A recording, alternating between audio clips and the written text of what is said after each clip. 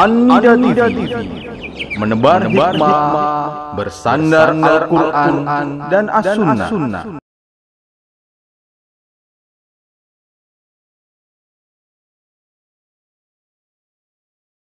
Bismillahirrahmanirrahim. Assalamualaikum warahmatullahi wabarakatuh.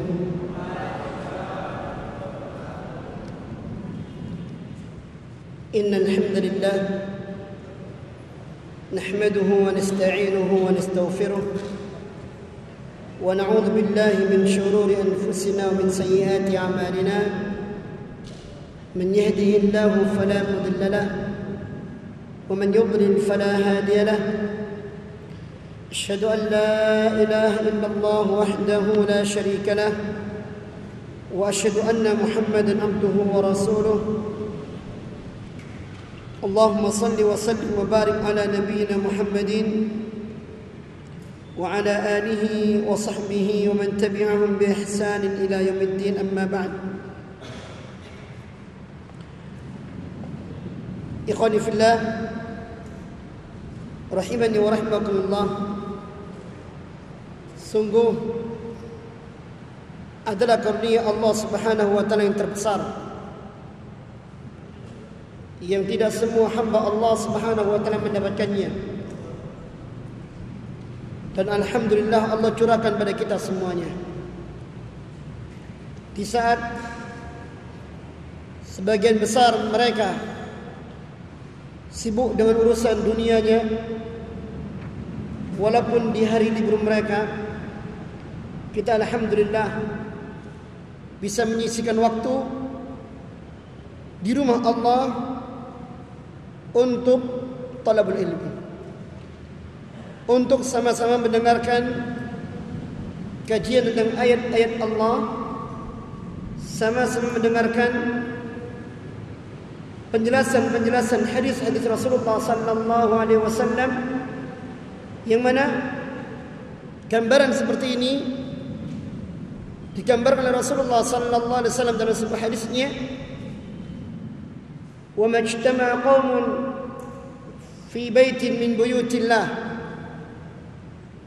yatluna kitab Allah wa yatadarasunahu bainahum illa haffathumul malaikah." Tidaklah ada satu kaum yang berkumpul di rumah Allah, mereka saling membacakan ayat Allah, memahamkan kepada masing-masing yang ada di sana tentang makna-maknanya, saling mempelajari ayat Allah Subhanahu wa taala tersebut, melainkan turun kepada mereka malaikat-malaikat Allah yang mengelilingi mereka dalam majlis di rumah Allah tersebut. Kemudian wa ghasyiyatuhumur rahmah, bersama dengan turunnya malaikat itu mengelilingi mereka dalam majlis mereka, kata Rasulullah sallallahu alaihi wasallam, turun pula kepada mereka rahmat kasih sayang Allah. Kemudian wa nazalat alaihimus sakinah, turun pada mereka pula ketenangan, ketentraman batin, kedamaian jiwa. Bahkan kata Rasulullah sallallahu alaihi wasallam, wa dzakarahumullahu fi man indah, Allah Subhanahu wa taala menyebutkan mereka semuanya itu yang ada di majlis ilmu tersebut di rumah Allah, menyebutkan, menyanjung masing-masing yang ada di sana pada malaikat-malaikat yang mulia di sisi Allah Subhanahu wa taala. Lihatlah ikhwani fillah rahimani wa rahimakumullah, tidak sia-sia kita duduk di sini. Demikian besar pahalanya, demikian besar keutamaannya, dan salah satu yang diungkapkan oleh Allah subhanahu wa Rasulullah sallallahu alaihi wasallam, turunnya rahmat, datangnya ketenangan, ketentraman batin, yang mana mereka yang sibuk dengan dunianya, tidaklah mereka sibuk melainkan untuk mendapatkan ketentraman jiwa. Tetapi apa yang terjadi? Tidaklah kesibukan itu menenangkan, melainkan mereka selalu dalam kegundahan, kegalauan, kebingungan. Alhamdulillah, dari tetesan ayat Allah dari siraman hadis-hadis Rasulullah sallallahu alaihi wasallam, jiwa yang tadinya kering kerontang, apa yang tadinya belum kita pahami, ternyata jiwa itu tersirami. Ternyata kita mengerti mana yang halal, mana yang haram. Kita memiliki pandangan hidup yang jelas. Kita mengetahui apa yang harus kita lakukan dalam kehidupan yang fana ini. Dan kita mengetahui mana jalan yang sesungguhnya yang harus kita lewati. Adanya musibah, dengan tenang kita hadapi. Adanya nikmat, dengan tuntunan yang jelas pula bagaimana kita mensyukuri. Semuanya hanya didapat melalui ilmu. Dan majelis ini majelis ilmu, makanya Allah Subhanahu memberkahinya. Semoga kita yang ada di sini termasuk apa yang dikatakan oleh Rasulullah sallallahu alaihi wasallam dalam hadis tersebut. Bahkan kata Rasulullah sallallahu alaihi wasallam mengawali hadis ini pula, "Man salaka tariqan yaltamisu fihi ilman, sahhalallahu lahu bihi tariqan ilal jannah." Siapa yang mengadakan perjalanan keluar dari rumahnya menuju tempat, Anda keluar dari rumah Anda keluar dari kos Anda menuju tempat ini, tujuannya yaltamisu fihi ilman, adalah untuk menuntut ilmu. Apa kata Rasulullah? Sahhalallahu lahu bihi tariqan ilal jannah. Allah akan mempermudahkan langkah orang ini menuju surga Allah Subhanahu wa taala. Kenapa? Karena dengan ilmu yang dimilikinya, dengan pengetahuan yang diketahuinya, terbentang jalan yang sebenarnya menuju surganya Allah, tersingkap untuknya jalan-jalan yang menyimpangkan dia dari surganya Allah Subhanahu wa taala. Oleh sebab itu, ikhwani fillah rahimani wa rahimakumullah, tanamkan niatan yang tulus, tanamkan niatan yang baik di dalam kita menuntut bermajelis ilmu seperti ini. Ya. Keimanan yang ada dalam hati masih penuh dengan kerontang, masih gersang, perlu siraman. Keimanan ini perlu tuntunan dan seterusnya. Sedangkan kita tampil di sini membawa atribut lembaga-lembaga yang kita belajar tentang masalah duniawi di sana. Silakan, tetapi jangan lupakan akhirat kita. Jadikan semua yang kita raih melalui jenjang pendidikan yang tinggi ini sebagai sarana untuk meraih akhirat kita, bukan segala-galanya. Ya, Allah tidak menanyakan untuk kita, "Hei Anda dari PEN, kenapa Anda lulus dengan predikat sekian? Hei Anda dari ITAJ, kenapa Anda nunggak semester sampai sekian?" Ya. Allah tidak bertanya kepada kita yang dari hang tua, "Hei Anda yang dari hang tua, kenapa Anda kuliah dahulu tidak mencapai nilai maksimal?" Tidak. Ya. Kenapa Anda tidak menjadi seorang presiden? Kenapa Anda tidak menjadi seorang doktor? Kenapa Anda tidak menjadi... Tidak. Yang ditanya oleh Allah Subhanahu wa taala, ilmu yang kita dapatkan akan ditanya. Amalan yang telah kita lakukan selama di dunia ini akan ditimbang mana baik dan buruknya. Ya. Terlebih sebelum masuk jenjang akhirat yang akan ditanya kepada kita oleh Allah Subhanahu wa taala 3 perkara. Siapa Tuhanmu, siapa nabimu, apa agamamu? Ya, dan itu tidak akan bisa Anda jawab walaupun Anda S1, S2 atau S3. Jawabannya adalah kembali kepada Al-Qur'an dan sunnah. Ya. Maka dari itu jangan sekedar datang ke sini. Aku niatkan karena Allah. Ya Allah, limpahkan petunjukmu kepadaku. Jadilah Anda seorang insinyur tapi berpredikat muslim sejati. Bukan insinyur yang bisa dibeli. Jadilah Anda seorang pemuda yang memiliki integritas dalam ilmu yang Anda geluti dengan ilmu agama yang menjadi keimanan Anda. Nilai Anda akan maksimal. Nilai Anda akan diunggulkan oleh Allah Subhanahu wa taala. Al-Imam Asy-Syafi'i mengatakan, "Man arada ad-dunya fa'alaihi bil ilmi, wa man arada al-akhirata fa'alaihi bil ilmi, wa man arada ad-dunya wal akhirata fa'alaihi bil ilmi." Siapa yang ingin kemuliaan dunia, dia harus punya ilmu. Siapa yang menginginkan kemuliaan akhirat, dia harus berilmu. Siapa yang menginginkan kemuliaan dunia dan akhirat, dia pun juga harus berilmu. Akankah kita memiliki sebuah cita-cita yang pendek, memikirkan masa depan kita hanya 10 tahun, 20 tahun akan datang, sedangkan di balik itu semuanya justru ada kehidupan yang amat panjang, tiada henti, dan kehidupan itu salah satu di antara dua keadaan. Kehidupan yang menyakitkan dan kehidupan yang sangat menyenangkan. Jangan sampai semuanya hilang karena sebuah fata morgana yang menghiasi dan menguasai mata dan pikiran kita. Alhamdulillah, datangnya kita di sini adalah sebuah karunia yang besar yang harus kita syukuri dengan kita benar-benar berusaha untuk meraih. Ya. Rasulullah SAW mengatakan, "Man yuridillahu bihi khairan yufaqihu fid din." Siapa yang Allah inginkan kebaikan padanya, Allah menginginkan pada seorang itu ada kebaikan. Lihat kepada Rasulullah. Apakah orang ini diberi jabatan? Tidak. Apakah orang ini yang pandai dalam masalah ilmu duniawinya? Tidak. Apakah orang ini orang yang banyak hartanya? Tidak. Apakah orang ini yang berdarah biru? Tidak. Man yuridillahu bihi khairan yufaqihu fid din. Siapa yang Allah inginkan pada orang itu ada kebaikan, Allah jadikan orang itu paham tentang urusan agamanya, paham tentang Islamnya, paham tentang imannya. Alastu ikhwani fillah rahimani wa rahimakumullah. Ya, jadikan ini ajang kita untuk kita terus menelaah dan menelaah tentang iman kita, mempelajari tentang Islam dan iman kita serta ihsan kita, mempelajari tentang kealpaan kita tentang Allah, menghentikan atau menghilangkan kealpaan kita tentang apa? Rasulullah SAW, tentang Islam harus kita pelajari. Mengenal Allah, mengenal Rasulullah, mengenal Islam adalah 3 kewajiban yang harus kita miliki.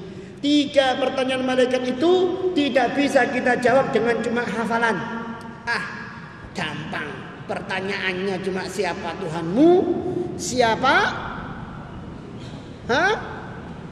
Siapa? Nabimu siapa? Agamamu. Aku kan hafal. Adikku apa? Kehidupan akhirat, kehidupan alam barzah, bukan seperti itu. Hubungannya dengan amal perbuatan kita. Hubungannya dengan amal perbuatan kita, dan amal perbuatan kita tidaklah terwujud kecuali lantaran iman yang ada dalam hati. Tidak akan terwujud perbuatan dari seorang kecuali karena keyakinan yang ada dalam hatinya. Dan ini akan kita bahas konsep iman ini. Ya.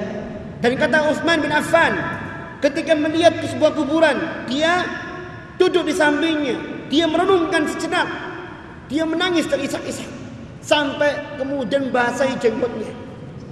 Kata sahabat di belakangnya, Anda menangis lantaran sebuah kuburan ini, sedangkan Anda biasa menangis ketika Anda mengingat surga dan neraka, mengingat akhirat, tapi tangisan Anda tidak seperti ini.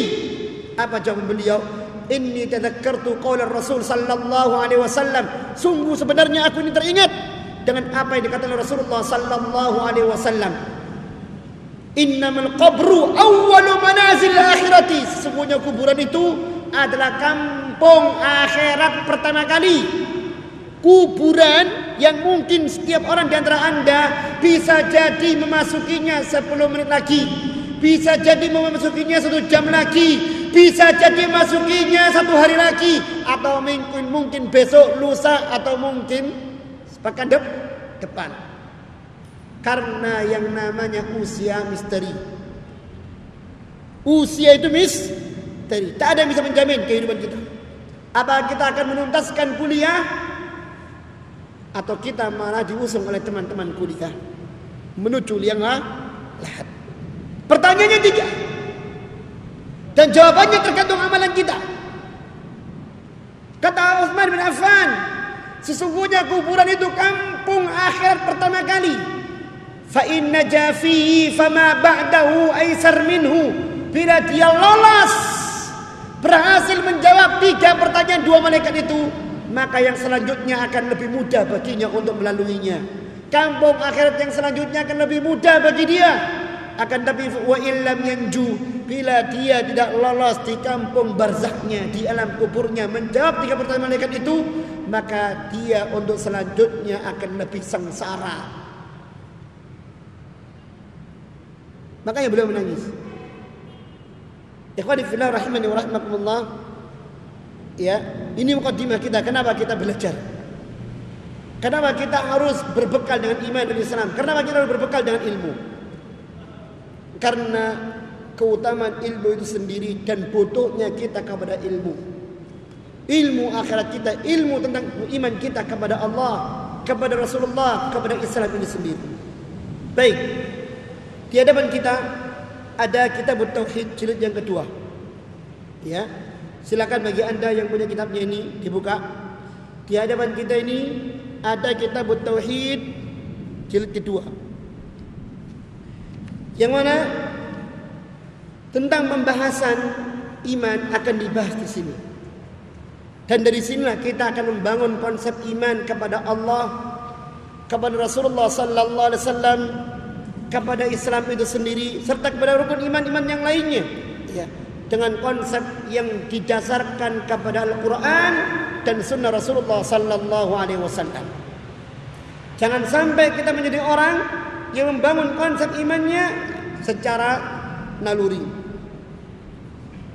secara rasio. Maka itu adalah sebuah ketumpulan. Itu adalah sebuah konsep yang berseberangan karena tidak mengikuti apa yang dibawakan oleh Allah dan Rasulnya. Al-Imam Asy-Syafi'i pernah menuturkan sebuah konsep tentang keimanan. Belum ada di sini. Ya, ini belum ada di sini. Silakan dibuat tambahan catatan.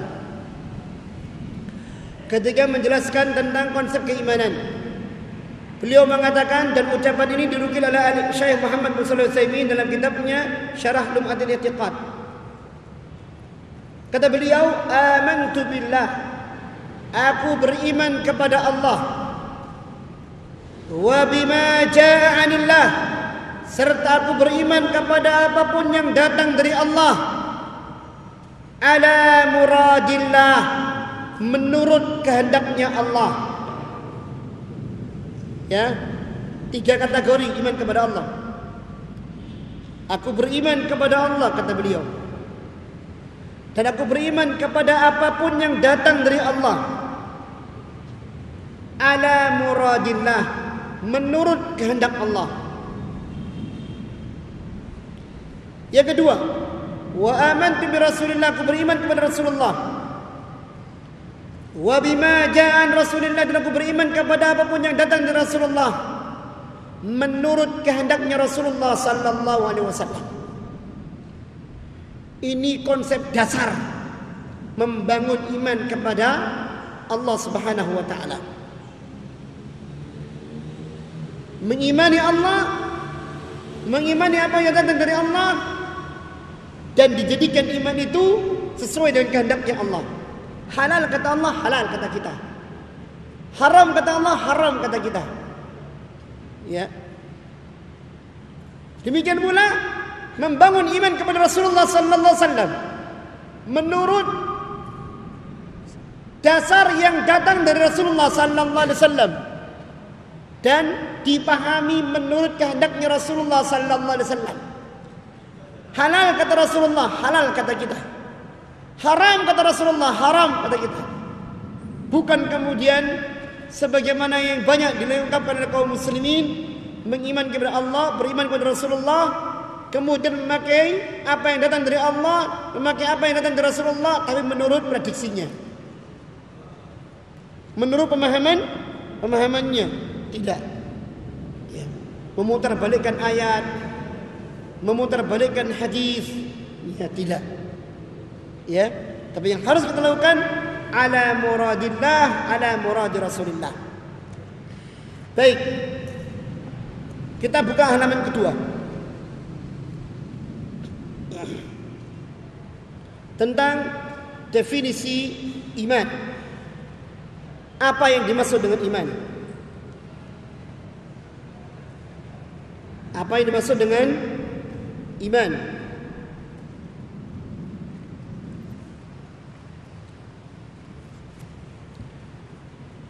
Disebutkan iman adalah tasdiqun bil qalbi, membenarkan dengan hati, wa iqrarun bil lisani, mengikrarkan dengan lisan, wa amalun bil arkan, dan mengamalkan dengan anggota badan.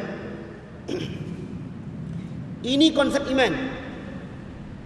Definisi iman secara bahasa adalah pembenaran. Ya. Walaupun sebenarnya pembenaran ini banyak di kalangan para ulama yang masih menambahkan karena belum cukup. Karena iman itu adalah tidak hanya pembenaran saja, tetapi diiringi dengan ketundukan serta sikap menerima. Ya, iman itu selain membenarkan, itu harus diiringi dengan sikap tunduk dan menerima. Kenapa? Karena kalau iman itu diartikan percaya saja, membenarkan atau percaya, maka Abu Thalib berarti termasuk orang yang beriman. Padahal Abu Thalib ini paman Rasulullah yang selalu melindungi Rasulullah sallallahu alaihi wasallam, ternyata kata Rasulullah berada di neraka. Mati menurut agamanya jahiliyah. Ya. Apa yang menyebabkan Abu Thalib tidak termasuk orang yang beriman? Karena ketika dia mengimani atau ketika dia mempercayai, tidak diiringi dengan tunduk dan menerima. Maka seorang yang beriman, dia harus meyakini, dia harus tunduk, dia harus menerima. Ya. Inilah yang dikatakan sami'na wa ata'na. Kami dengar, kami taat. Taat, kami mempercayai. Taat, kami tunduk, kami menerima.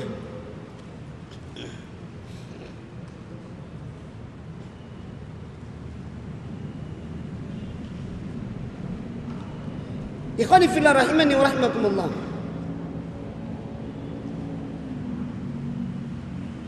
Sebuah contoh bahwa iman itu harus membenarkan, diiringi dengan tunduk, diiringi dengan menerima. Setelah orang itu mengikrarkannya dalam perbuatan, dalam lisan, kemudian melaksanakannya dalam perbuatan. Orang munafik, Anda lihat orang munafik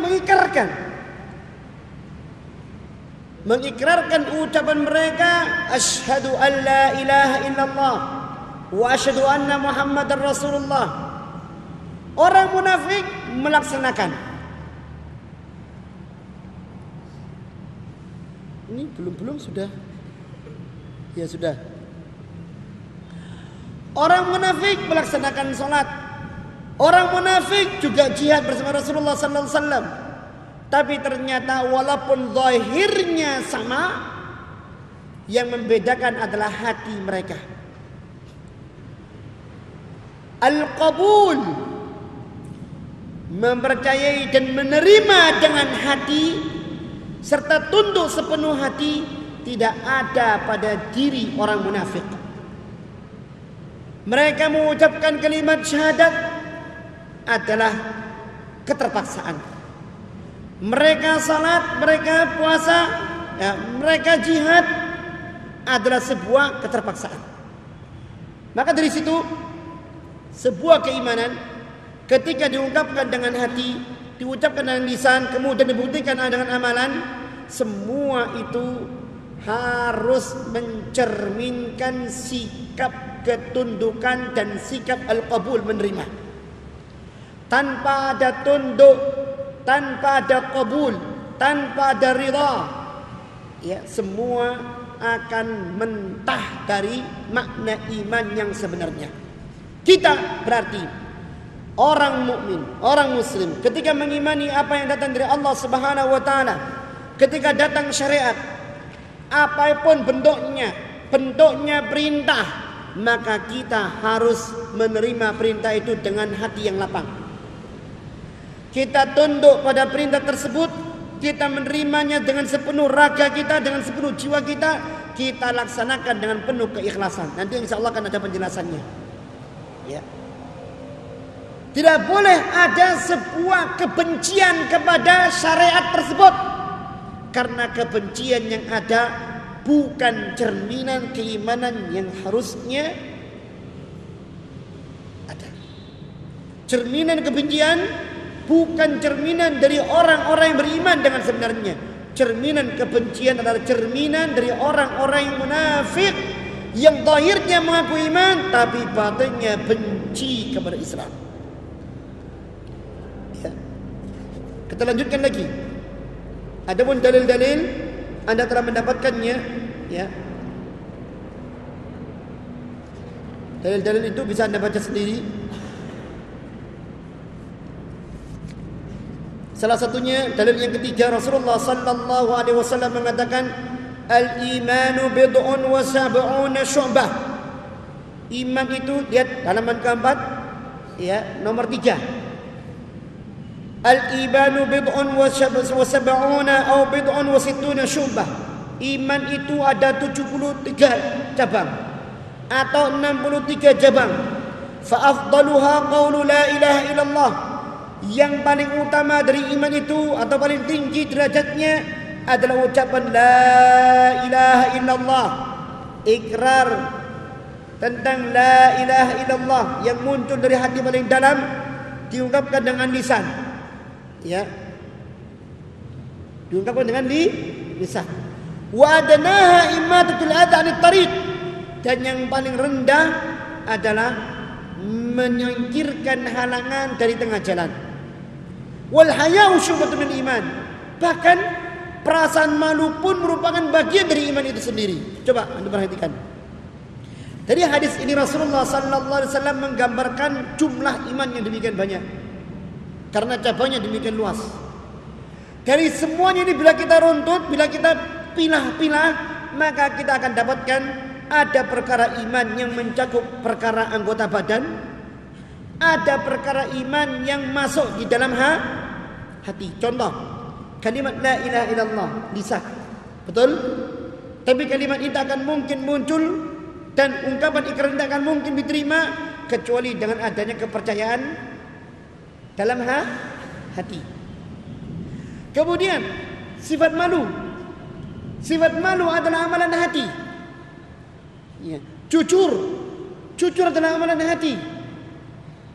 Tulus adalah amalan hati. Takut adalah amalan hati. Mengharap adalah amalan hati.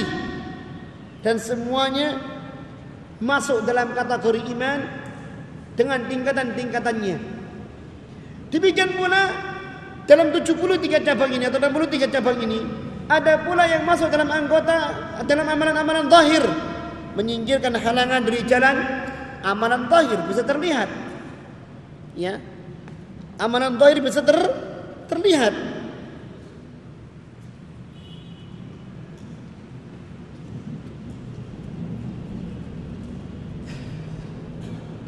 Amalan zahir bisa terlihat. Kemudian mula membantu orang miskin, membantu anak yatim, amalan zahir bisa terlihat.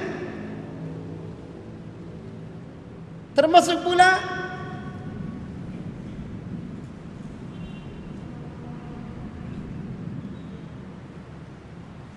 berpuasa, sholat, amalan-amalan yang terlihat. Semuanya ada termasuk di antara cabang-cabang keimanan yang tidaklah amalan-amalan yang dikerjakan tadi muncul kecuali dari iman yang ada dalam hati. Lah, ikhwani fillah rahimani wa rahimakumullah. Sampai-sampai dalam hadis yang keempat, antum lihat halaman yang kelima, Rasulullah sallallahu alaihi wasallam menggambarkan bentuk aplikasinya, cabangnya.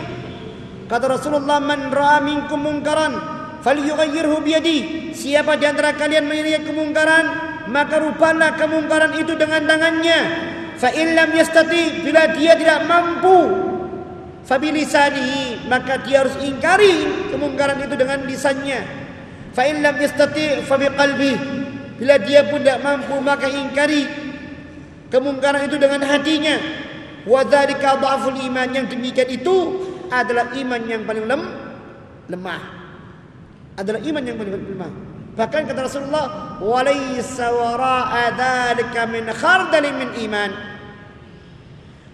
Setelah itu, yaitu mengingkari kemungkaran dengan hati, ini yang paling rendah. Dan setelah itu tidak bisa digambarkan lagi adanya keimanan pada diri seorang. Apa maksudnya? Orang yang beriman kepada Allah, ketika dia melihat kemungkaran, maka imannya menuntutnya untuk berbuat, untuk mencegah kemungkaran itu. Orang yang beriman, ketika dia melihat kemungkaran, tak mampu untuk berbuat dengan tangannya, dia harus berbuat dengan lisannya.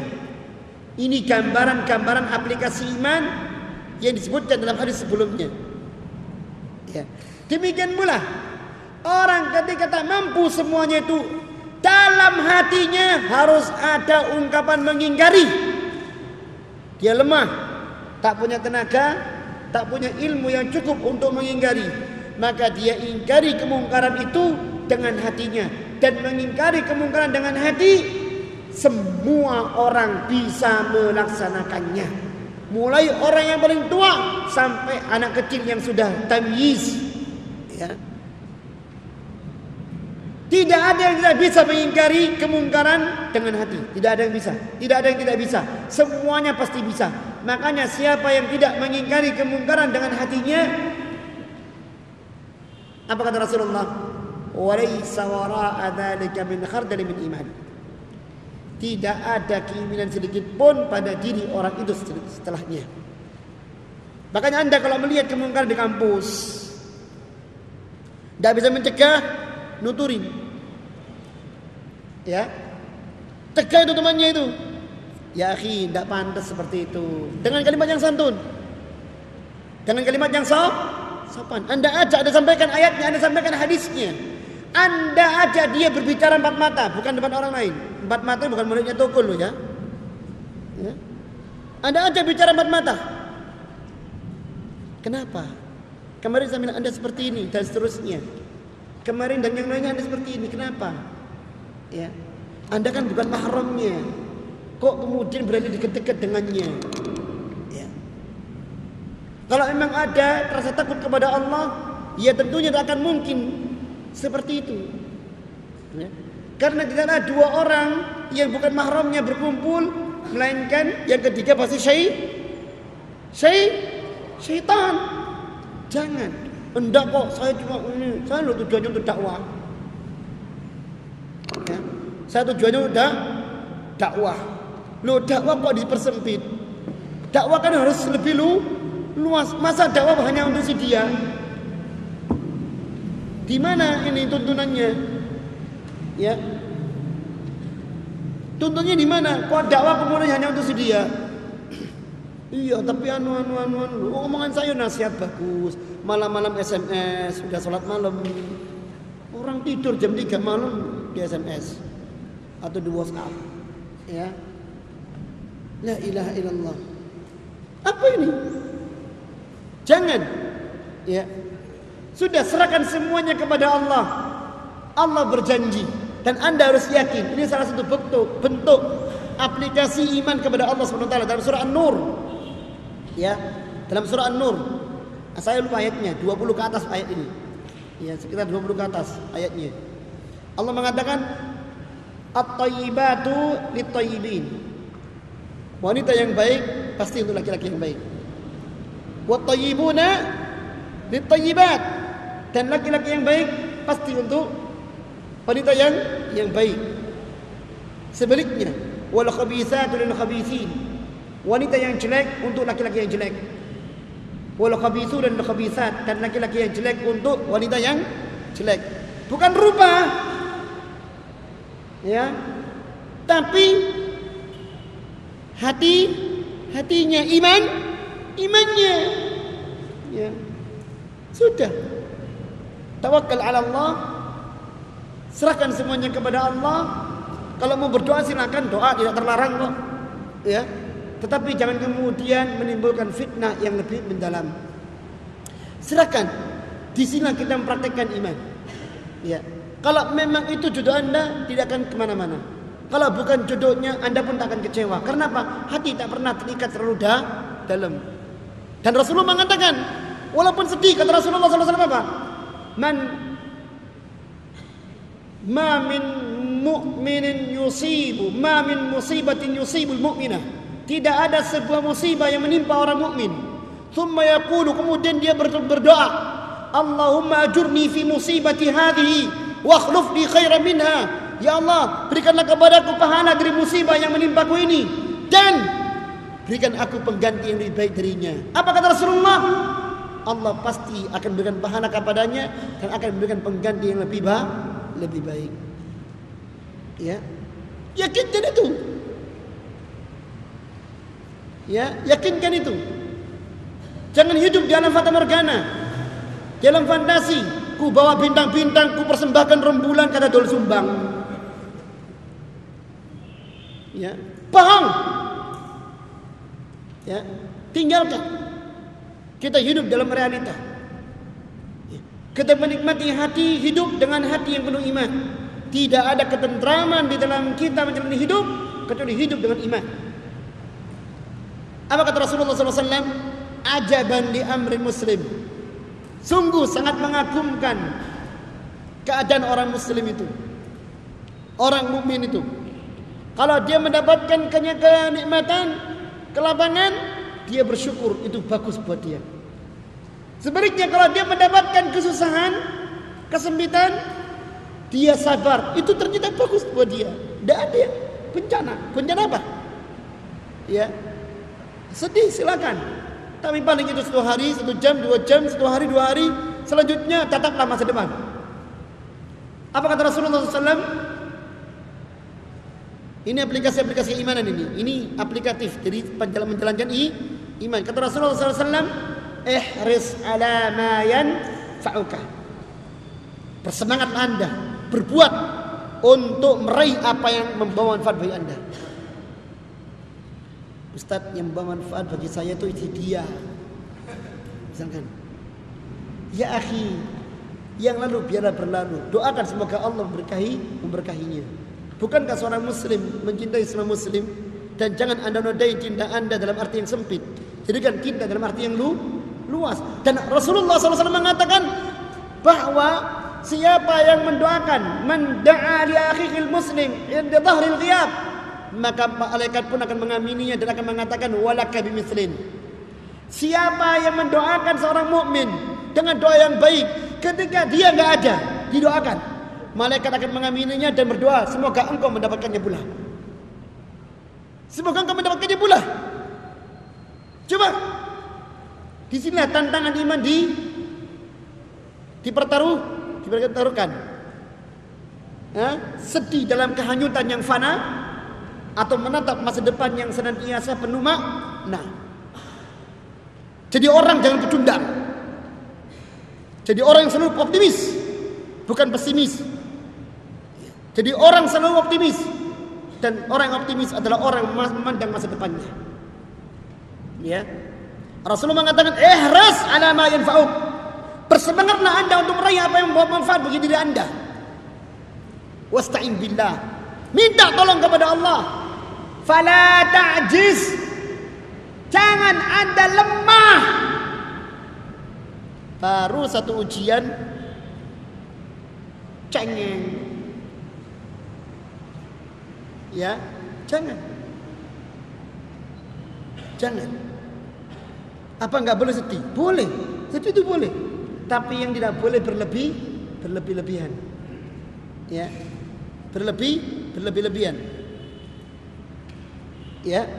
Seperti itu. Bahkan kata Rasulullah SAW, jangan Anda mengatakan lau anni fa'altu kadza lakana kadza wa kadza. Jangan Anda mengatakan kalau seandainya aku dulunya seperti ini, tentunya kejadiannya enggak demikian. Pasti terbalik. Pasti lebih baik. Tidak, jangan. Ya. Qul, katakanlah qaddarallah ma syaa fa'al. Ini sudah ditentukan oleh Allah Taala. Ya, yang sudah terjadi biarlah terjadi. Ya, jangan Anda mengatakan lau.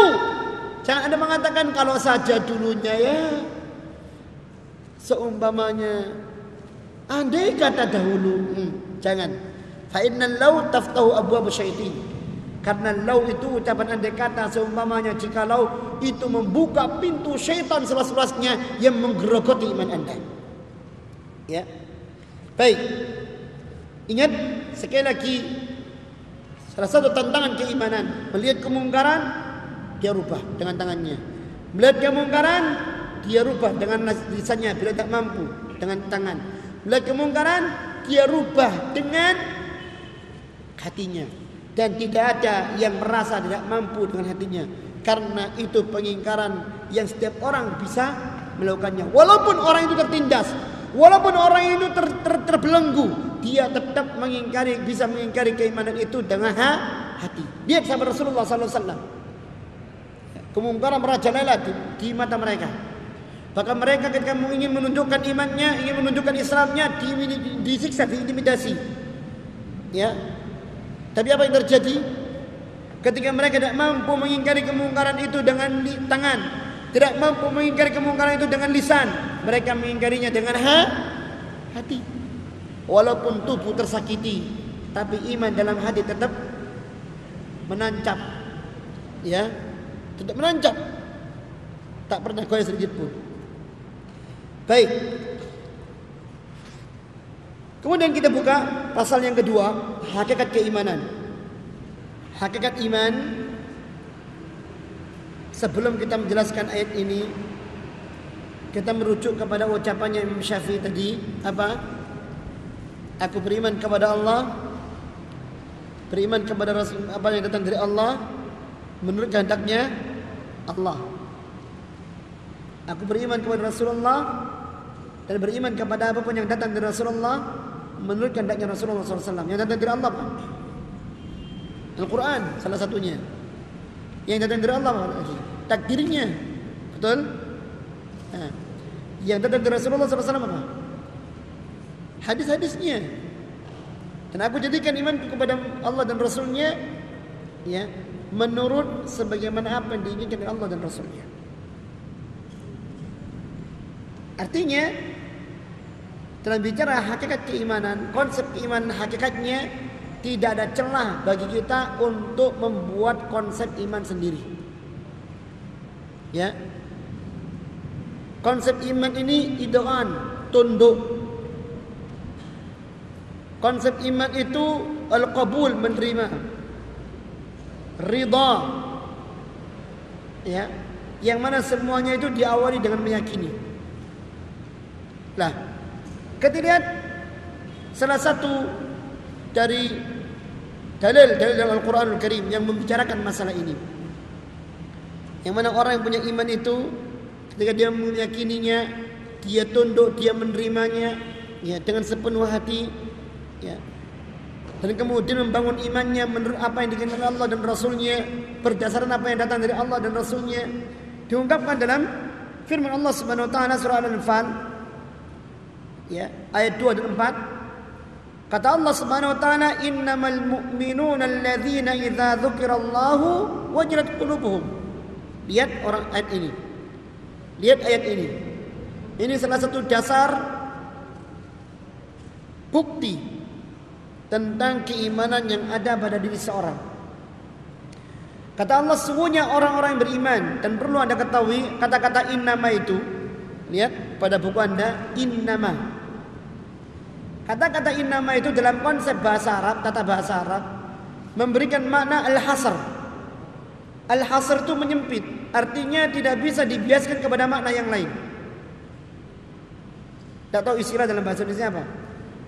Sebuah ungkapan kata yang memberikan makna terbatas, tidak bisa dibiaskan kepada yang lain. Ya, tak bisa. Seperti Rasulullah mengatakan innamal a'malu binniyat. Sesungguhnya amalan itu tidak akan mungkin keluar, tidak akan mungkin muncul kecuali pasti ada niat. Saya mau tanya, kenapa Anda duduk di sini? Kenapa Anda duduk di sini? Iya, kenapa saya duduk di sini ya? Apa seperti itu? Hah? Kan tidak tahu.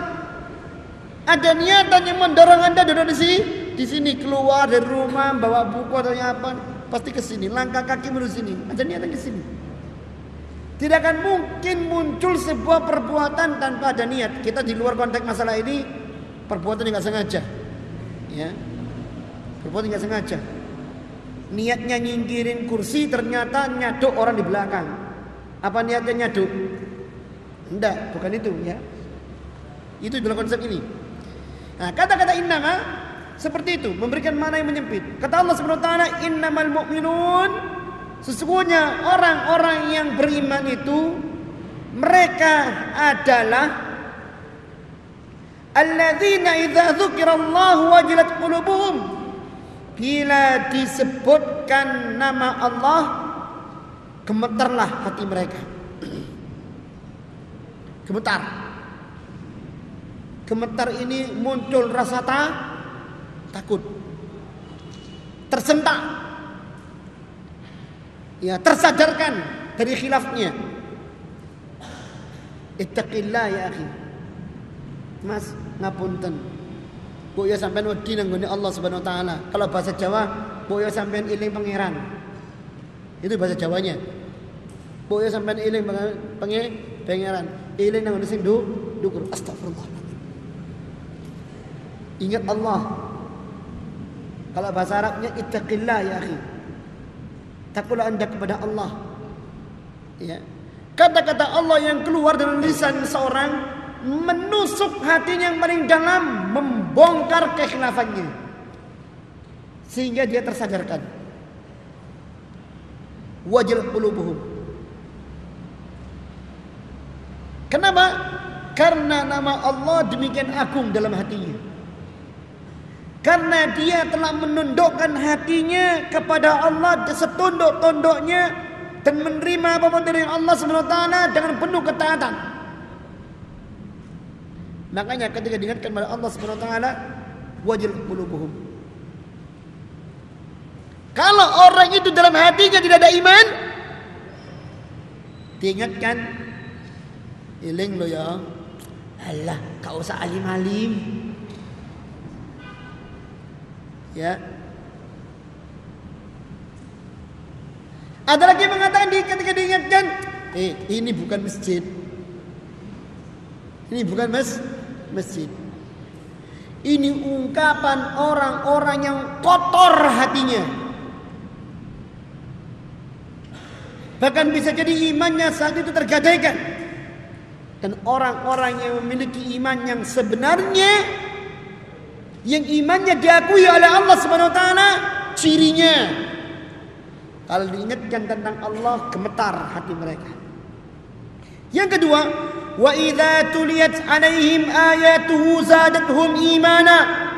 Bila dibacakan kepada mereka ayat-ayat Allah Subhanahu wa taala, zadatuhum imana. Bertambah iman mereka. Ya. Bertambah iman mereka itu berarti bertambah khusyuk, bertambah takut, bertambah cinta, bertambah harap, ya, kepada Allah Subhanahu wa taala. Disebutkan ayat-ayat surga, bertambah harapan mereka kepada Allah Subhanahu wa taala dan cinta mereka kepada Allah serta semangat untuk melakukan amalan guna meraih surga. Ketika sampai kepadanya ayat-ayat neraka, bertambah rasa takut dia kepada Allah Subhanahu wa taala. Bertambah rasa takut dia serta khawatir dia serta pengharapan dia kepada Allah agar dilindungi dari api neraka. Ya. Bertambah iman mereka. Wa ala rabbihim yatawakkalun, dan mereka selanjutnya berserah diri kepada Allah Subhanahu wa taala. Semakin menundukkan diri kepada Allah Subhanahu wa taala. Apa bukti zahir atas iman yang ada dalam diri mereka? Bukti zahir, karena iman itu sesuatu pembenaran dalam hati, terucap dalam lisan, terungkap dalam perbuatan. Gambaran selanjutnya kata Allah SWT secara perbuatan, alladzina yuqimuna as-salata, yaitu mereka tatkala mendengar azan, mereka adalah orang-orang yang senantiasa mendekatkan salat. Wa mimma razaqnahum yunfiqun, dan mereka itu adalah orang-orang yang senantiasa mau berbagi, menafkahkan sebagian rezeki yang Allah berikan kepada mereka dari Allah, diberikan kepada orang lain. Ya. Tidak ada dalam dirinya eman, ya, tidak ada. Aduh, ya. Walaupun dia sempit, sulit, kata Allah Subhanahu wa taala ketika memuji imannya orang-orang Ansar. Wa yu'thiruna ala anfusihim walau kana bihim khasasah. Sungguh mereka itu adalah orang-orang yang lebih mengutamakan saudara-saudara mereka yang sesama mukminin dari kalangan muhajirin, walaupun mereka orang-orang Ansar itu sendiri sebenarnya dalam keadaan kesulitan atau membutuhkan, tapi dia mau berbagi, ya, mau berbagi, ya. Makanya tidak akan mungkin orang yang bakhil disebut sebagai orang yang mukmin, ya. Kata Rasulullah SAW, apakah mungkin, jika ditanya ya Rasulullah, apakah mungkin seorang mukmin itu jaban? Mungkin. Seorang mukmin menjadi orang yang penakut, mungkin. Tetapi ketika ditanya Rasulullah SAW, apakah mungkin seorang mukmin itu bakhil? La. Seorang mukmin tidak bakhil, karena imannya akan terus mendorong, dan dia menjagalkan hartanya di jalan Allah Subhanahu wa taala, disebutnya dalam surah Al-Insan. Surah Al-Insan itu surat yang dalam juz 29.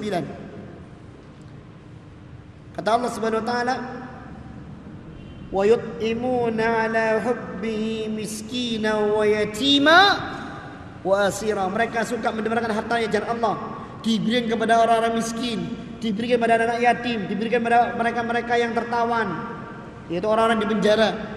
Ya.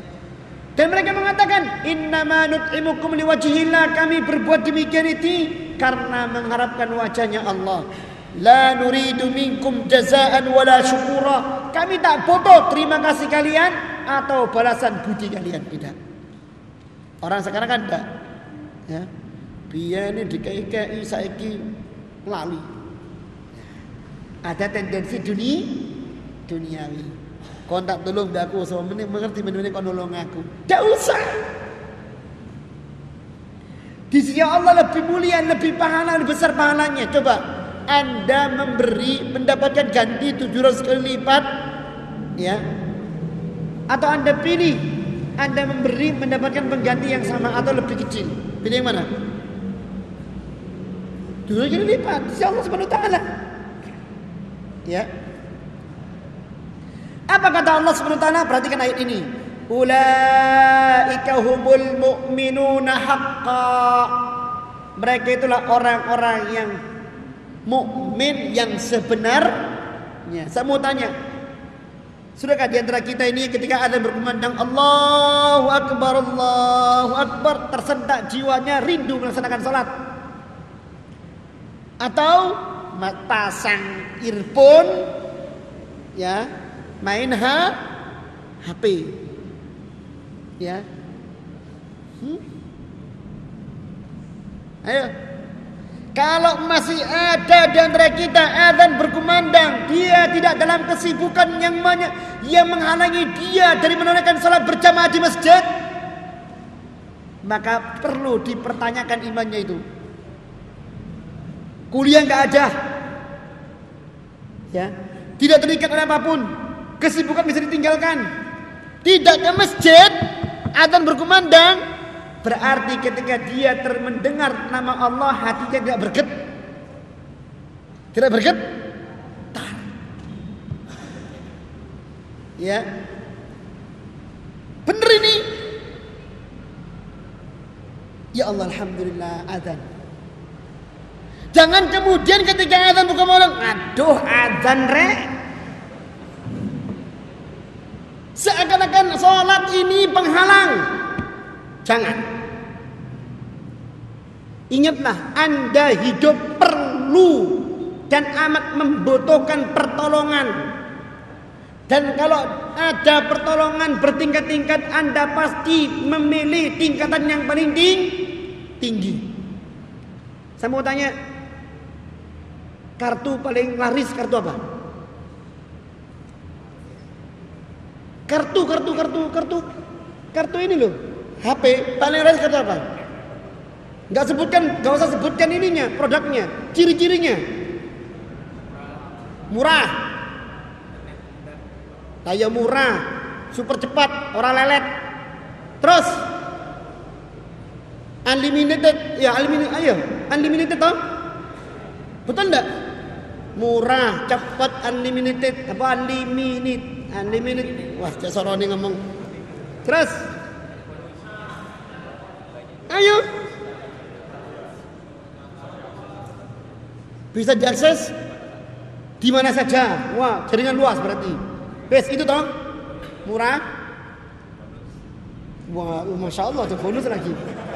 Murah, cepet, ya, tidak lelet. Terus kemudian unlimited. Terus apa? Unlimited betul ya?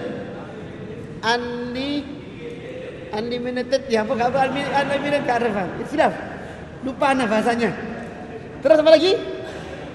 Jaringan luas. Tambah lagi ada bonus. Selamat Anda mendapat bonus sekian. Wah, paling senang. Ya.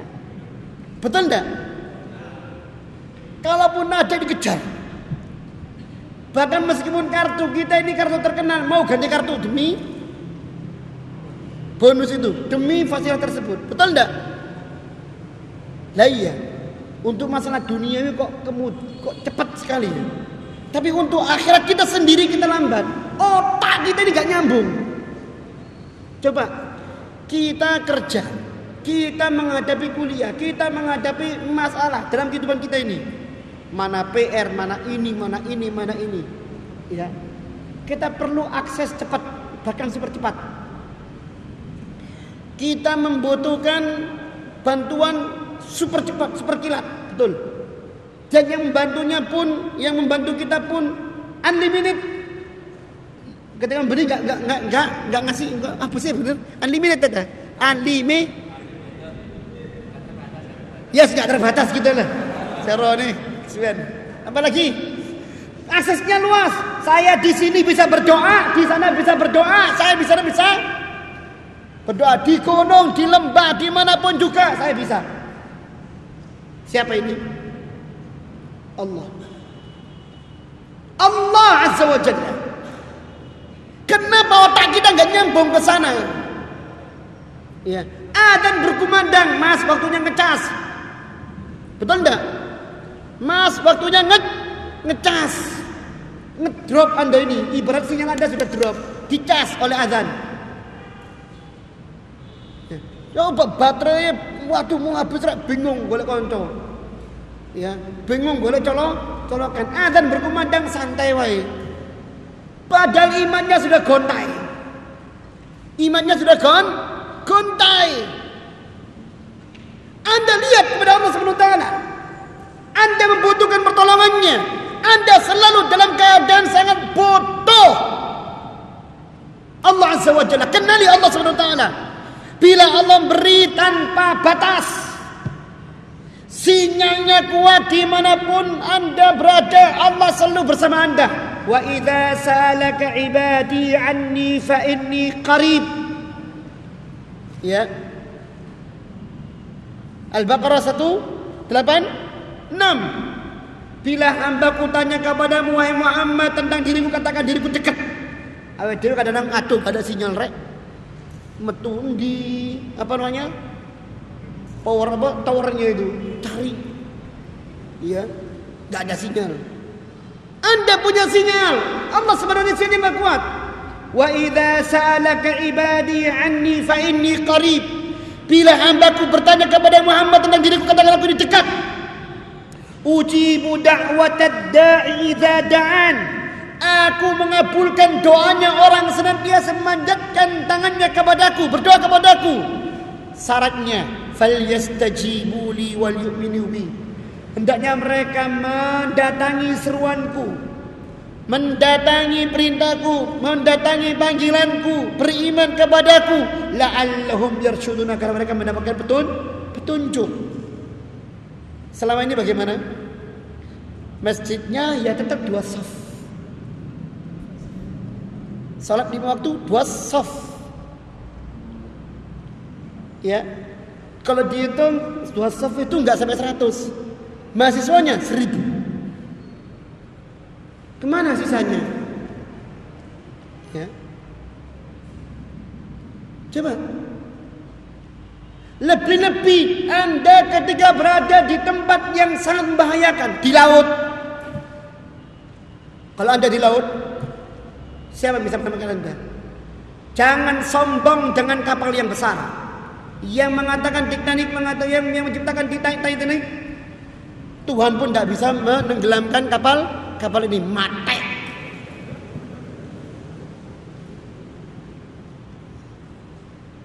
Anda ambil kesimpulan. Anda ambil sebuah kesimpulan dari 2 kapal yang abadi dalam sejarah. Kapal Nabi Nuh dan Titanic. Nabi Nuh bukan seorang pembuat kapal. Nabi Nuh membangun kapalnya apa katanya wahyu. Tutuan sebelah kene iki kono ngene dari wahyu. Ya. Tidak belajar ilmu tentang keseimbangan. Bangun kapalnya pun di pegunungan. Daun apa? Bangun kapal nang gunung. Wong gendeng jadi macam sekarang. Lah bener nih. Ya, dari kayu. Bentuknya pokoknya asal jadi kapal. Bukan dibangun oleh arsitek atau orang ahli, orang insinyur yang ngerti dalam masalah kapal dan yang lainnya. Bukan. Berangkat dari wahyu, berangkat dari iman. Sedangkan Titanic yang membangunnya adalah orang-orang ahli. Bahannya baja, bukan kayu bakar. Ya, baja. Tapi apa yang terjadi? Lihat. Kesombongan ilmu modern melawan kekuatan ilahiyah. Nabrak es, tenggelam. Kapalnya Nabi Nuh, walaupun semua puncak gunung yang tertutup oleh air, yang itu berarti dia tidak bisa menerkam mana kedalaman, mana daratan dan dangkal dari puncak gunung. Ternyata bisa selamat, dan tidak ada yang selamat kecuali mereka yang naik kapalnya Nabi Nuh. Jangan sombong dengan teknologi.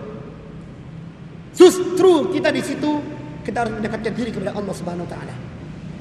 Tidak ada kekuatan kecuali kekuatan iman. Ya, tidak ada yang bisa menolong kita kecuali Allah Subhanahu wa taala. Dan sinyal ini harus kita jaga terus kepada Allah Subhanahu wa taala.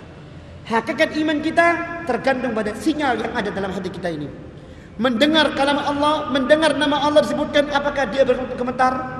Apakah dia tersentak? Apakah dia tersadar?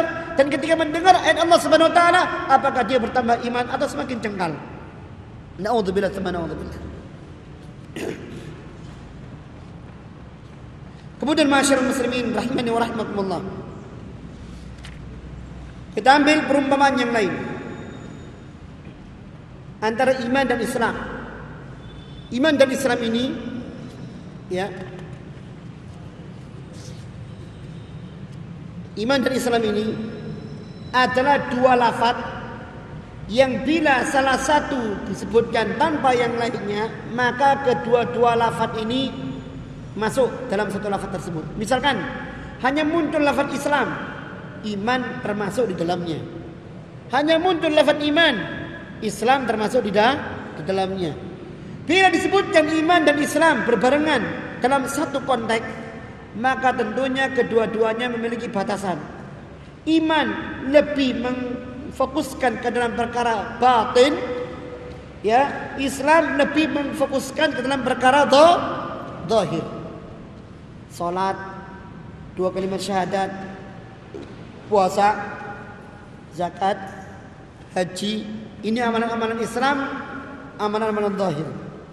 Tapi iman kepada Allah, iman kepada malaikat, iman kepada kitab, iman kepada utusan Allah atau Rasulullah, iman kepada hari akhir, iman kepada takdir, semuanya letaknya di dalam hati, tak nampak oleh mata. Akan tapi ikhwani fillah rahimani wa rahmakumullah, kedua-duanya adalah wajib sebagaimana pada halaman ke-15 diungkapkan pada paragraf kedua sebelum bawah. Kedua-duanya adalah wajib, ya. Ridha Allah tidak dapat diperoleh dan siksa Allah tidak dapat dihindarkan kecuali dengan kepatuhan lahiriah serta diiringi dengan keyakinan batiniyah. Artinya kecuali dengan menjalankan iman dan menjalankan Islam, ya. Jadi tidak sah seseorang ketika menjalankan imannya dia memisahkan diri dari Islamnya, tidak sah. Seperti orang mengatakan begini, lapo sembayang, sing penting kan eling, sing penting eling. Kan tujuannya sembayang kan tujuan untuk eling. Nek wes eling wes mari. Kalau sudah ingin pada Allah sudah nggak perlu sholat. Ini adalah ucapan batil, karena tidak akan mungkin keimanan seorang diterima oleh Allah kecuali dengan keislaman yang harus ditegakkan, ya. Salatnya ditegakkan, puasanya ditegakkan, zakatnya ditegakkan, seterusnya. Sebagaimana dia pun harus meyakini 6 rukun iman tersebut. Dan ikhwani fillah rahimani wa rahimakumullah, dari hadis Jibril ini pada halaman ke-11 ini dikatakan hadis ini hadis yang menerangkan tentang Islam itu sendiri. Dari sinilah Islam itu berputar. Ketika datang Jibril pada Rasulullah sallallahu alaihi wasallam bertanya tentang Islam, bertanya tentang iman, bertanya tentang Islam, ya, bertanya tentang ihsan, ya. Itu ada yang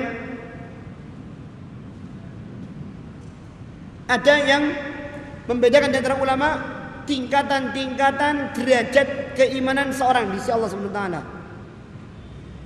Bila orang itu imannya masih awal, maka dia masuk dalam kategori Islam.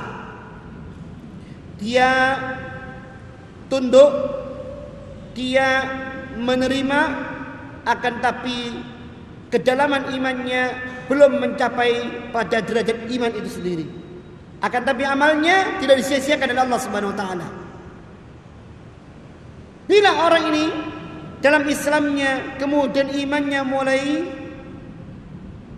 nampak, mulai terasa pada jiwanya, bahkan kemudian dia meyakininya dengan sepenuh-penuhnya, maka naik derajatnya dari seorang muslim menjadi seorang mukmin. Dan bila dia menjalankan iman dan Islamnya dengan sebuah paradigma, dia beribadah seakan-akan dia melihat Allah. Dan kalaupun dia beribadah tidak mampu menghadirkan perasaan seakan-akan dia melihat Allah, dia meyakini Allah melihatnya, maka ini naik lagi derajatnya pada tingkatan ihsan. Maka tidak ada derajat iman yang paling tinggi melainkan iman dalam derajat ihsan.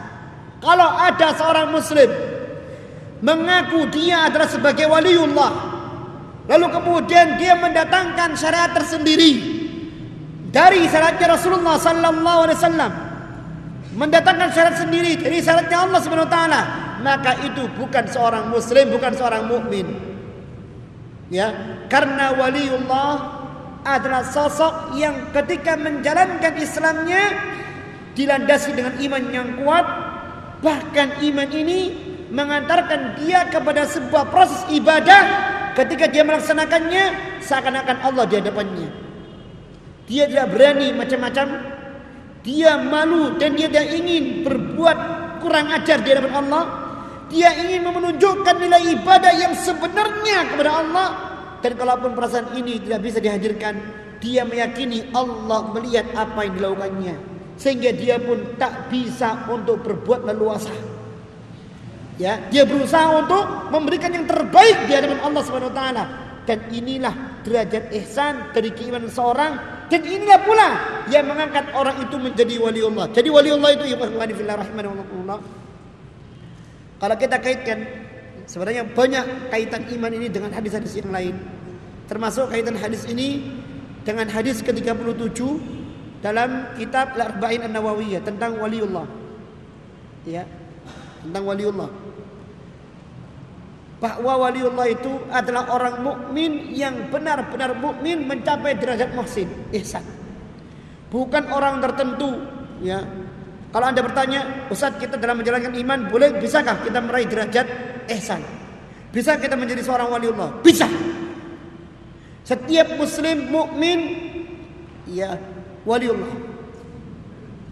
Dan tidak ada waliullah itu harus dengan ciri tertentu, sorban besar, ya, sorbannya besar, kemudian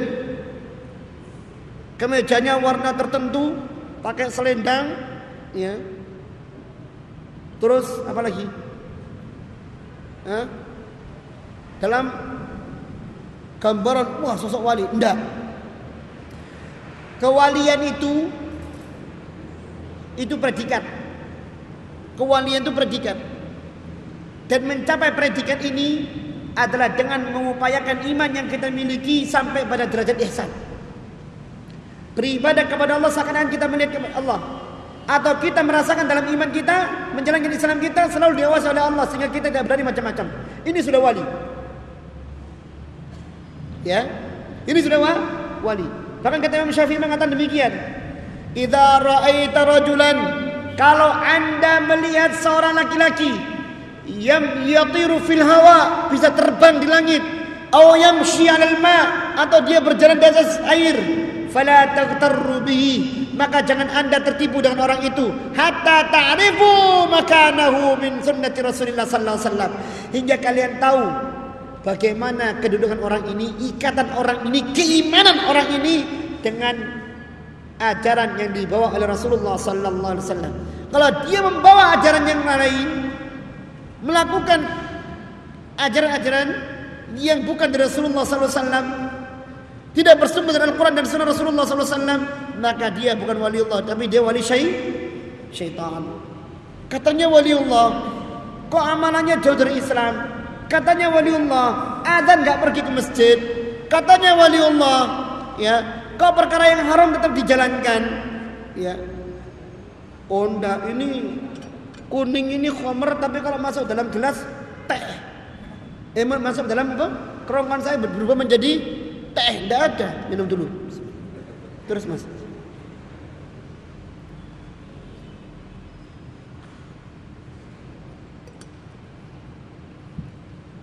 Ya. Tidak ada tuntutan harus muncul sebuah keanehan yang luar biasa dari orang ini kalau dia mau jadi wali, tidak ada. Ya, bahkan seorang waliullah tidak merasa kalau dirinya waliullah. Waliullah tidak memiliki keistimewaan apa-apa dari masalah-masalah luar biasa. Waliullah adalah orang yang mengikatkan dirinya dengan syariat. Saya katakan orang mukmin yang berusaha mencapai derajat muhsin atau mencapai derajat ihsan. Anda di lautan, Anda di tempat di daratan, Anda dimanapun, ya, Anda bisa menjadi waliullah kalau Anda istiqamah di jalan Allah Subhanahu wa taala. Baik, kita lanjutkan. Perkara pasal keempat, hal-hal yang membatalkan keimanan. Halaman 21. Ingat, sebelum saya mengatakan halaman 50, hal sebelum saya menyebutkan tentang pasal ini, saya kasih mukaddimah dahulu.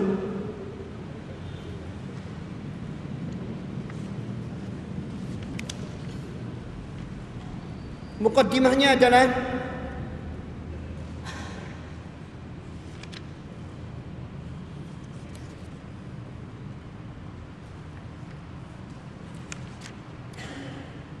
bahwa orang-orang yang beriman itu mereka mendapatkan surganya Allah Subhanahu wa taala. Anda silakan tulis ayat-ayatnya dalam surah Al-Kahfi ayat 107. Al-Kahfi itu surat ke-18 ayat 107. Allah mengatakan, "Innal ladzina amanu wa 'amilus solihati kanat lahum jannatul firdausi nuzula." Sungguh orang-orang yang beriman itu dan mereka beramal saleh, mereka akan mendapatkan surga Firdaus sebagai karunia.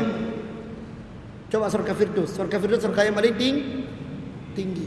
Surga Firdaus itu, Pak, surga puncak sampai pertengahannya. Itu surga Firdaus. Ya. Di bawahnya maka surga-surga yang lainnya, surga Aden dan seluruh yang lainnya. Ya. Itu. Dan Allah mengatakan lagi, kata Allah Subhanahu wa taala tentang orang-orang yang beriman yang akan mendapatkan surganya Allah Subhanahu wa taala.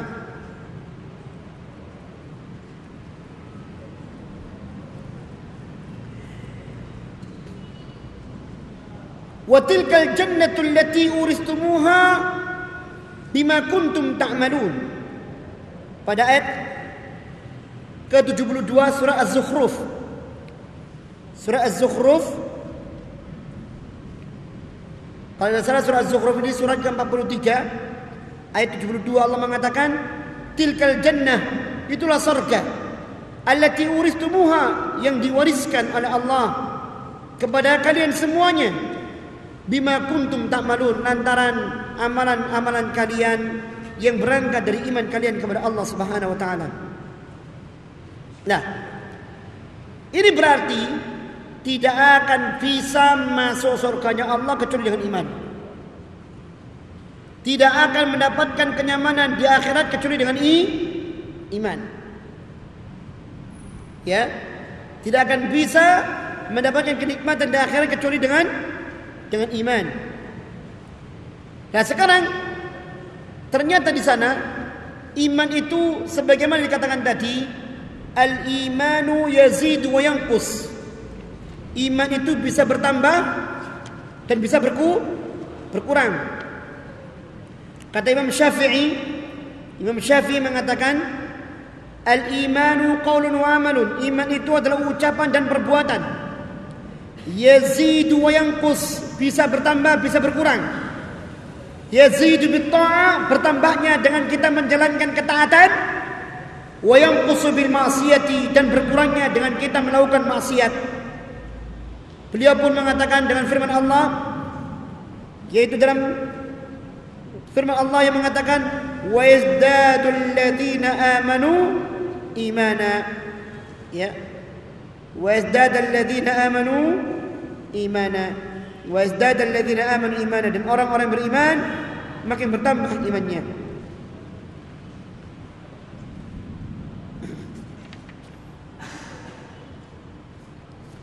Baik, sekarang apa yang membatalkan keimanan seorang?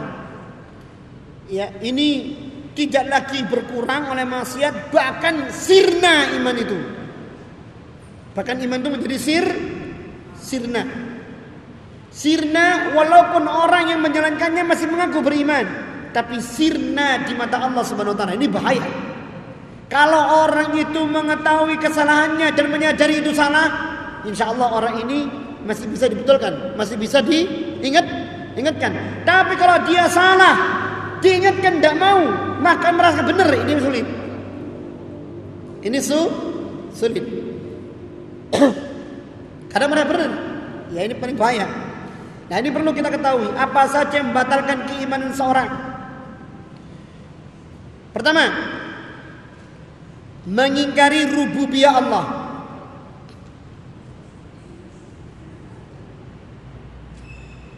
mengingkari rububiyah Allah. Orang itu mengingkari rububiyah Allah. Apa maksudnya rububiyah Allah? Rububiyah itu artinya diambil dari kata-kata Rabbun. Rabbun itu seperti kita membaca dalam surah Al-Fatihah, Alhamdulillahi Rabbil Alamin. Segala puji bagi Allah Rabbil Alamin. Allah Tuhan semesta alam. Kata-kata Rabbun ada 3 makna yang tidak bisa terpisah. Rabbun bagi Allah ada 3 makna. Allah pencipta, Allah penguasa pengatur, Allah Subhanahu wa taala pemilik. Ya. Allah pencipta, Allah penguasa atau pengatur, Allah pemilik. Siapa menciptakan langit dan bumi berserta isinya dan makhluk-makhluk yang ada di dalamnya? Allah. Yang memiliki mereka siapa? Allah. Yang menguasai dan mengatur mereka siapa? Allah. Yang memberikan rezeki mereka siapa? Allah. Ini artinya Allah Rabbul Alamin yang dikenal dengan rububiyah.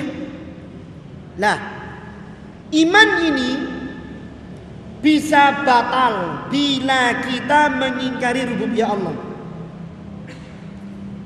Dengan apa? Dengan kita mengatakan kehidupan dunia ini ya kehidupan sebagaimana biasa. Tidak ada sangkut pautnya dengan Allah Ta'ala.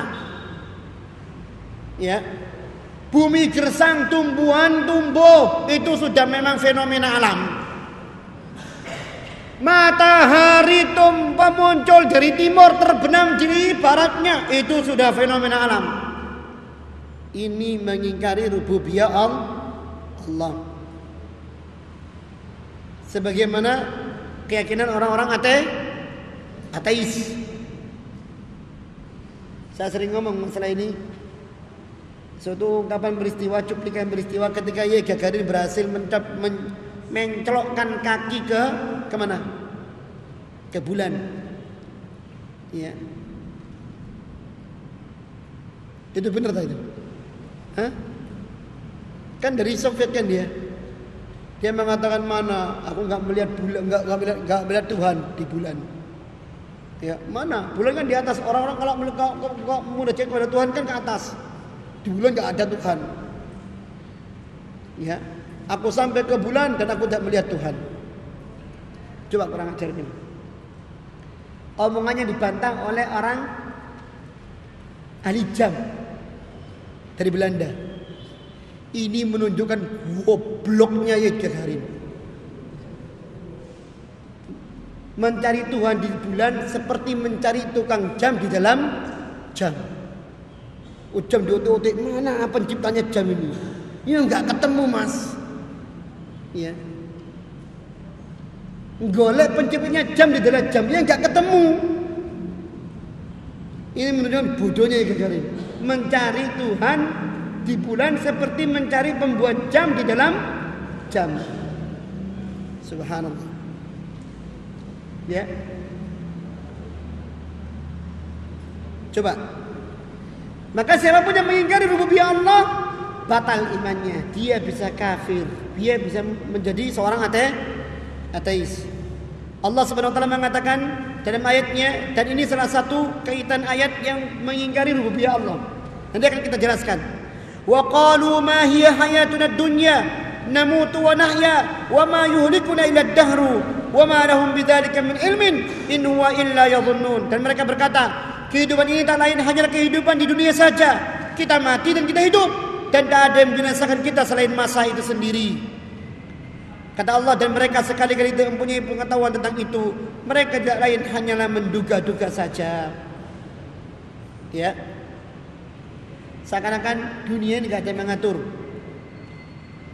Dan manusia itu mati karena habis waktunya. Oh, dia mati, ya memang sudah umurnya segitu.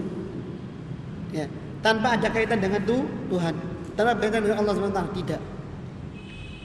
Ya, dan tidak ada di kalangan manusia yang beriman mengingkari masalah rububiyah Allah kecuali orang-orang ateis.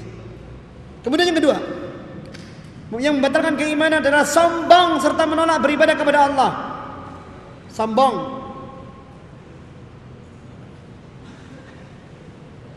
Sombong serta menolak beribadah kepada Allah.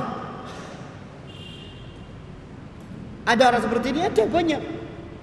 Sombong, menolak untuk beribadah kepada Allah Subhanahu wa taala, sebagaimana Allah sebutkan dalam surah An-Nisa ini. Kata Allah Subhanahu wa taala, Al-Masih sekali-kali tidak enggan menjadi hamba bagi Allah, dan tidak pula enggan malaikat-malaikat yang terdekat dengan Allah untuk beribadah kepada Allah, menjadi hamba Allah. Barang siapa yang enggan dari menyembah Allah dan menyombongkan diri, nanti Allah akan mengumpulkan mereka semuanya kepadanya. Adapun orang-orang yang beriman dan berbuat amal saleh, maka Allah akan menyempurnakan pahala mereka dan menambah untuk mereka sebagian dari karunia-Nya.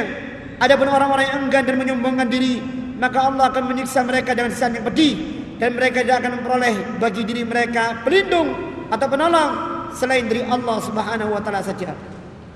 Ya, ini jelas menerangkan siapapun yang enggan, sombong, ya, maka dia batal imannya. Rasulullah SAW mengatakan pula, kullu ummati yadkhulul jannah. Setiap umatku pasti masuk surga, kata Rasulullah. Kullu ummati yadkhulul jannah. Setiap umatku pasti masuk surga. Illa man aba, kecuali orang yang enggan, orang yang sombong. Bingung sahabat ini. Kok ono ya wong mlebu surga gak gelem. Ya. Sehingga mereka bertanya, ya Rasulullah, wa man yaba? Siapa yang enggan ya Rasulullah? Kata Rasulullah, man ata'ani dakhalal jannah wa man asani faqad aba. Yang mentaati aku, dia masuk surga. Tidak ketaatan itu dijalankan kecuali karena iman. Dia masuk surga. Dan siapa yang bermaksiat kepadaku, maka dia adalah orang yang enggan. Dia adalah orang yang enggan. Enggan untuk beriman. Kemudian yang ketiga, yang membatalkan keimanan. Artinya walaupun dia sebagai seorang muslim, hancur Islamnya. Yaitu menjadikan perantara dan penolong yang ia sembah, yang ia minta selain Allah Subhanahu wa taala.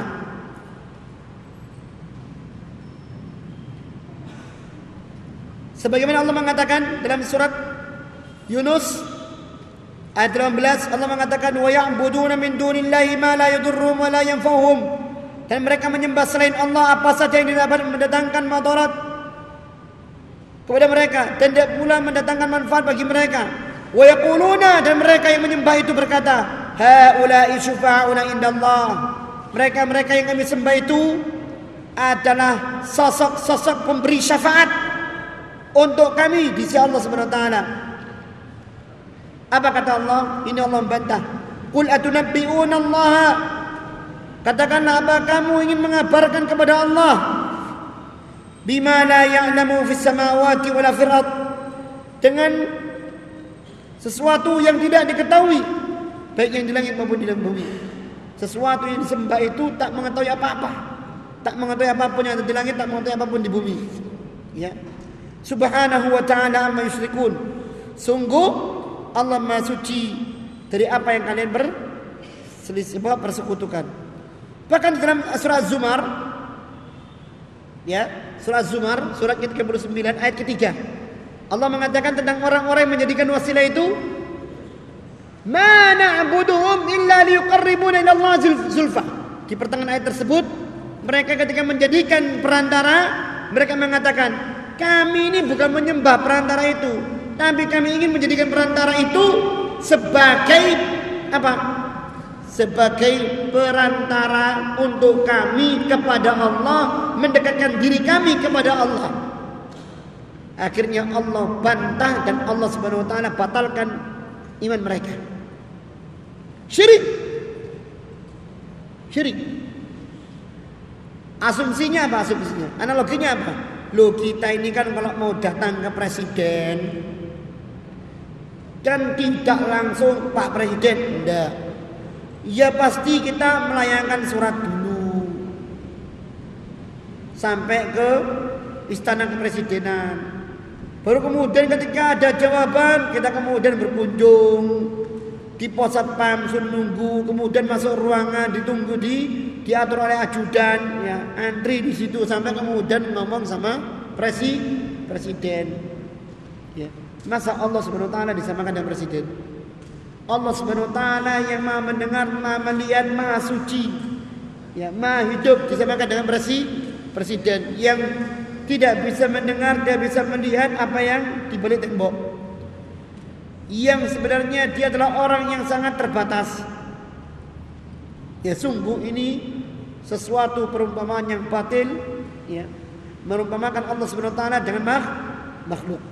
Maka siapapun yang memiliki wacana seperti itu, maka dia bisa terjerumus dalam perbuatan apa? Terjerumus dalam perbuatan menjadikan perantara antara dia dengan Allah Subhanahu wa taala. Ya. Ini syirik, hati-hati. Salah satunya seperti apa? Datang ke makam-makam, minta kepada yang dikubur. Kalau mau berpikir secara ilmiah, sosok yang dimakamkan,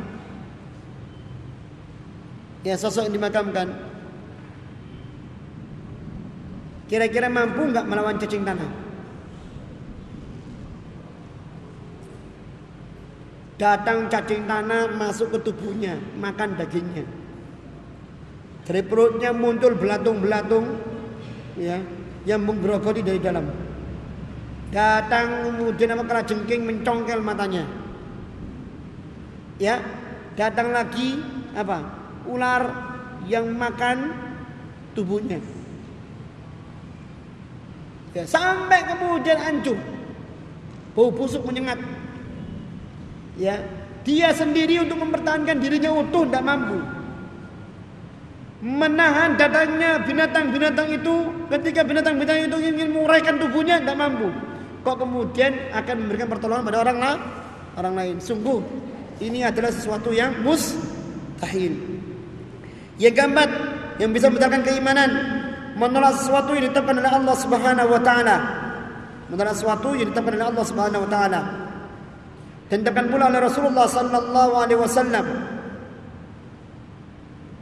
Ditetapkan oleh Allah Subhanahu wa taala untuk dirinya dan ditetapkan oleh Rasulullah sallallahu alaihi wasallam untuk Allah Subhanahu wa taala. Ini artinya bila Allah menetapkan sesuatu untuk dirinya, ya seorang muslim harus tetapkan pula. Demikian pula bila Rasulullah sallallahu alaihi wasallam telah menetapkan sesuatu bagi Allah, umat muslim harus menetapkannya pula. Sebagaimana ungkapan Imam Syafi'i apa? Aku beriman kepada Allah dengan dasar apa yang datang dari Allah menurut kehendak Allah. Aku beriman kepada Rasulullah, mengimani apa yang datang dari Rasulullah menurut kehendaknya Rasulullah. Ya, jangan menolak. Diterima, dipahami sebagaimana diinginkan oleh Allah dan Rasulnya.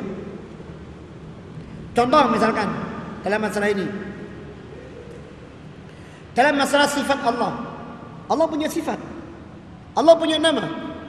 Tetapi sifat dan nama Allah itu harus kita landasi, harus kita yakini dengan dasar dari Allah. Dan kita yakini sebagaimana apa yang Allah inginkan. Demikian pula didasarkan dengan apa yang datang dari Rasulullah, dan kemudian dipahami sebagaimana apa yang diinginkan oleh Rasulullah SAW. Bukan menurut kita. Tidak ada yang tahu tentang Allah kecuali Allah sendiri, dan tidak ada yang tahu tentang Rasulullah tentang Allah kecuali Rasulullah di kalangan manusia. Ya, maka tak boleh kita kemudian menolak apa yang telah ditetapkan oleh Allah tentang dirinya, atau menolak apa yang ditetapkan oleh Rasulullah SAW tentang Allah Subhanahu Wa Taala. Saya percepat. Kemudian kelima, mendustakan Rasulullah tentang sesuatu yang beliau bawa. Jadi bisa menggugurkan keislaman. Ya, menggugurkan keislaman seorang, mendustakan Rasulullah, mendustakan syariatnya, tidak boleh. Kemudian yang ketujuh betul. Yang keenam, maaf, berkeyakinan bahwa petunjuk Rasulullah tidak sempurna dan menolak hukum syarak. Ini seperti orang membuat perkara-perkara bid'ah. Ya, agama sudah jelas, sudah lengkap, sudah sempurna, tapi ditambahi lagi tanpa tuntunan. Anda tahu? Saya mau tanya, air ini kalau saya isi sempurnanya di titik mana? Air ini, gelas ini kalau saya isi sempurnanya sampai titik mana? Sampai titik atas, betul?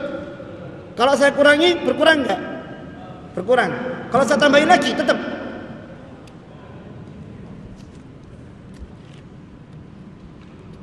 Saya terus tambahin sampai di atas, saya tambahin lagi. Apa yang terjadi? tumpah. Tumpah. Demikianlah pula Islam itu seperti itu. Sempurnanya ibarat air dalam gelas ini. Jangan dikurangi, dia akan berkurang. Jangan ditambah, tambahnya pasti tumpah. Sesuatu yang tumpah bisa dimanfaatkan apa enggak? Tidak akan bisa dimanfaatkan. Maka jangan mendatangkan perkara yang baru yang tidak ada dalam syariatnya. Karena itu tidak akan ada manfaatnya. Akan ditolak oleh Allah. Rasulullah mengatakan, "Man amila amalan laisa alaihi amruna fa huwa raddun." Siapa yang mengamalkan suatu amalan tanpa tuntunan kami, tanpa syariat itu sendiri, maka amalan itu tertolak. Untuk mengetahui ini syariat itu bukan ilmu, belajar. Ya, seperti itu. Satu taskin itu. Kemudian yang ketujuh, yang membatalkan keimanan, yaitu tidak mengkafirkan orang musyrik atau ragu tentang keimanannya, tentang kesyirikannya, tentang kafir mereka. Anda lihat sendiri dalilnya. Contohnya ini seperti orang-orang pluralis. Orang-orang pluralis. Islam itu meyakini adanya pluralitas, tapi Islam tidak meyakini adanya pluralisme. Beda pluralitas. Pluralitas itu suatu pandangan bahwa memang di sana ada kemajemukan, ada agama-agama lain. Ya, itu pluralitas. Tapi pluralisme adalah mengatakan semua itu adalah sama. Ini enggak boleh. Beda. Tapi ujung-ujungnya satu. Cuma dalam definisi yang berbeda-beda. Tidak, bukan demikian. Ya, orang Islam ya tidak boleh ragu tentang kekafiran orang-orang musyrikin atau orang-orang kafir. Harus mereka kafirkan. Ya. Kemudian kedelapan, mengolok-olok dan mengejek-ejek Allah Subhanahu wa taala. Mengejek-ejek Al-Qur'an, mengejek-ejek agama Islam, ya. Sebagaimana kemarin pernah suatu dai dalam ceramahnya membuat guyonan. Dai ini dalam ceramahnya membuat guyonan. Kata dia ada seorang imam, menjadi imam, bacaannya panjang-panjang dan dimerdu-merdukan. Ternyata di tengah-tengah bacaannya lupa. Yang lainnya pun nggak tahu. Akhirnya ada yang di belakang anak kecil ngomong kul huwaile. Dibuat sebagai bahan tertawaan. Dan omongan kul huwaile kemudian menyebar di mana-mana. Ketika kami datang ke sebuah instansi pemerintahan, ya, instansi militer, tentunya di sana banyak pintu-pintu yang tidak bisa ditembus dengan mudah. Izin sini, izin sana. Kita katakan kita mau khutbah Jumat. Di sadang sana mau khutbah Jumat. Di antara yang menghadang, ya, proposnya kita menghadang, mau kemana? Oh, mau khutbah Jumat. Dia membalikkan tubuhnya ke teman-temannya mengatakan, kul huwaile. Inna lillahi wa inna ilaihi raji'un. Ini satu ungkapan yang mengejek Allah Subhanahu wa taala. Dia tidak mengagungkan kalimat qulhu, yaitu qul huwallahu ahad, padahal di situ adalah kalimat tauhid. Nauzubillah subhanahu wa ta'ala.